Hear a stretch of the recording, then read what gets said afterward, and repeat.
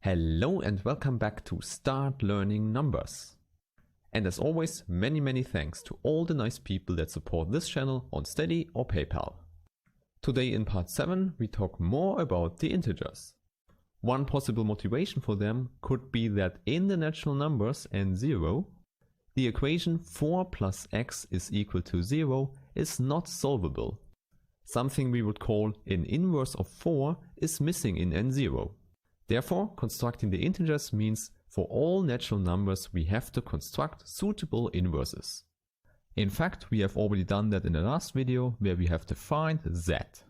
Therefore, you already know it's simply the set of all equivalence classes. And such an equivalence class consists of pairs coming from n0 squared. Okay, maybe it's helpful to write it down again. So the equivalence class of AB is defined as a set of all pairs xy that satisfy that they are equivalent to AB. Then of course what you also need is the definition of the equivalence relation here. So xy and AB are called equivalent if they fulfill that x plus b is equal to a plus y. Now the visualization for this equivalence we gave in the last video was simply that the jump from y to x has the same value as the jump from b to a. And indeed, this is the key idea to find the inverses. Now I should also tell you, for the set of all equivalence classes, there's a common notation one uses. One takes the original set, which is n0 squared here, and divides by the equivalence relation. And one reads that as modulo tilde. Later you will see why this is indeed a useful notation. Now, in the last video we've already seen that we get all the equivalence classes when we go through all the natural numbers in the first component, where we keep the second component as 0, and afterwards we also have to go through all the natural numbers in the second component. Hence here we have indeed all the elements in Z. So it might be useful to introduce new, shorter names for all these elements. The first one is the jump with value 0, so let's just call it 0. However, to distinguish it from the original 0 in n0, let's introduce an index z here. Similarly, the jump with value 1 we just call 1 with index z. And then we just continue with the new names here on the left hand side. However, now on the right hand side we have the negative jumps. Therefore, a suitable name here would be to call it -1. But also here I want to use the index z. And then in the same way, we can just continue with the new names on the right hand side here. Now with this, the integers look much more familiar. For example, z can now be written as the set of all these numbers that go in both directions. Okay, at this point, the natural question should be, can we now solve the equation from the beginning? More correctly, we should now formulate the question in z. Is 4 plus x is equal to 0, now with numbers in z, solvable? Moreover, in the case it actually is the solution then given by -4? However, at this point you are critical enough to say, wait a moment, we first have to define the plus sign for the new set. Therefore the first question we should answer is, what is the addition now as a map that gets two integers as an input? Okay, I would say let's immediately do that. So let's take two arbitrary integers, which means two equivalence classes. And as always, they are represented with two pairs. Here we can also take the visualization with the jumps, so we have A here and B here, and C and D on the right. With this, you now should see the only useful definition we can have is adding the two jumps. Which means we should add the target points and also the starting points. With that, we have our definition of the new plus sign just by using the old plus sign inside. However, when we write something like this inside the equivalence class, we always have to show that it is well defined. This simply means if we choose different representations for the equivalence classes on the left, this shouldn't change the result on the right. So we really want to add the boxes and not just single elements inside. Indeed here it's not hard to show at all. So let's take another element that is equivalent to AB and let's call it A tilde B tilde. And in the same way, let's take an element that is equivalent to CD.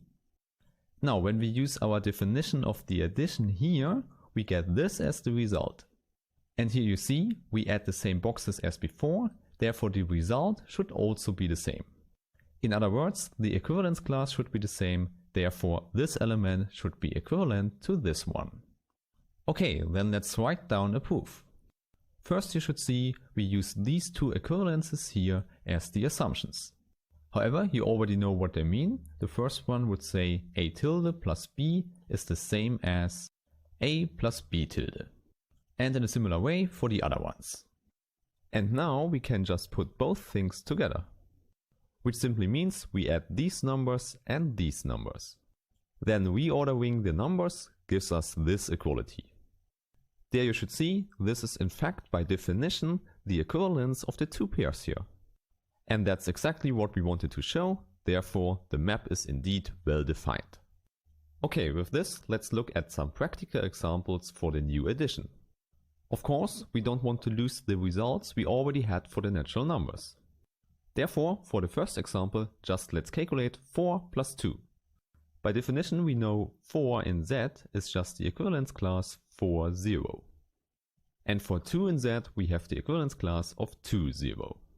At this point we know how the addition should work. First we sum up the first components and then the second components. So here we get 6, 0. Which is by definition just 6 as an integer. So you see, this is exactly what we expected. Similarly, all the additions we already had for the natural numbers will translate to the integers in the same way. Hence, let's try something new by adding 4 and minus 4. Here we need to use that minus 4 is given by the equivalence class of 0, 4. And then we can just use the definition of the addition again. Which means that we get 4, 4 here. However, this is the same as the equivalence class of 0, 0. And we immediately see this is just the integer 0. This means that we now have actually found an inverse of the number 4. However, you immediately see this whole procedure works for every integer. Hence, every number in Z has indeed an inverse element. In this case we don't need the subtraction as a new operation, we can just use the normal addition in combination with the inverses. Okay, I think it's a good idea to summarize all the things we know about the integers. In other words, the properties the set Z has together with the addition. Please keep in mind, the addition here is given as a map. And of course, it's not the same map we had for the natural numbers. However, we still have the same properties. First of all, it's also associative, so we can set parentheses as we want. Then you might guess the second property we have is the commutative law. So we can also change the order as we want. And finally, the third property is also known from the natural numbers. We have a neutral element. So adding 0 does not change anything, no matter which integer m we choose here. This is all not so surprising because we used the old addition for the natural numbers for the definition of this new addition. So all these rules are immediately carried over. However, now we also get a new one. So for each integer m, we find another integer, let's call it m tilde, with the property that m plus m tilde is the neutral element. And this m tilde we call the inverse of m with respect to the addition. Okay, now these four rules are so important that the whole thing gets its own name. So we say Z together with the addition is a so-called abelian group. In other words, in an abelian group we have all these nice calculation rules. Okay, so you see the addition in the integers is very nice. Therefore, in the next step we have to look at the multiplication. With this, I hope I see you in the next video. Have a nice day. Bye.